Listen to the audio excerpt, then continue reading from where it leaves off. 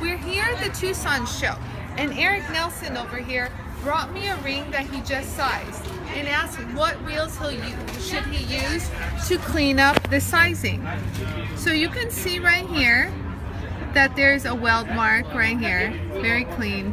Very nicely done, by the way, Eric. Okay, so to take that down, I will be using our purple ceramic in a 120 grit, Scotch-Brite, my felt wheel, and my polishing compound.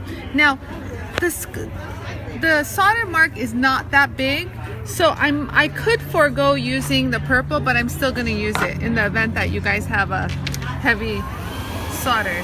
So I basically just hold it right here, and you can see how I can just get that down nice and even, and we're done. And I get the sides nice and smooth. And there. So we've got that down nice and smooth right here. It's not 100% perfect, but the Scotch-Brite wheel will make it perfect. So I run this at full speed, and you just want to hold it there and let it move the metal, because if there's any kind of porosity or anything, it'll fill it at this stage. And you guys see how even that is, and all these little pits we can get rid of too at the same token and smooth that over. Okay, so we already have this. I'll do the side nice and smooth. Same with this side. So you have a very even surface.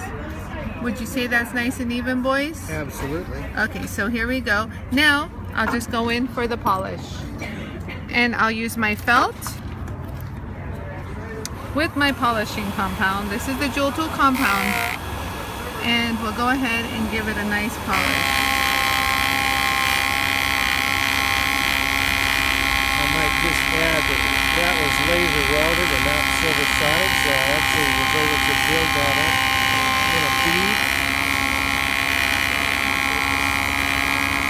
So we have a nice polish.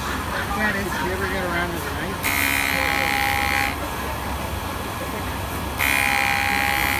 And so get that nice and clean all the way across, and you're done.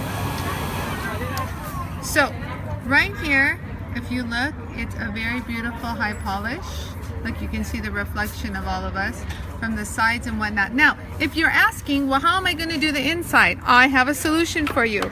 We have that same Scotch-Brite material in the small form to use on your flexible shaft.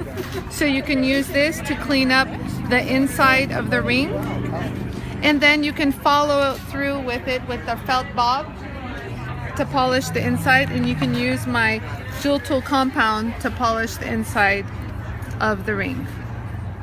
And there you go. Enjoy!